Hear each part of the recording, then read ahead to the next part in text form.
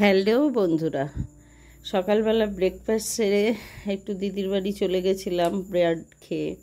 তো সেখানে একটু বেলা হয়ে গেছিলো বলে সোজা গিয়ে খাওয়ার টেবিলে বসে পড়েছিলাম। দিদি খুব সুন্দর রান্না করেছিল, বহু বছর পর খেলাম মুড়ি ঘন্ট মাছের মাথা দিয়ে।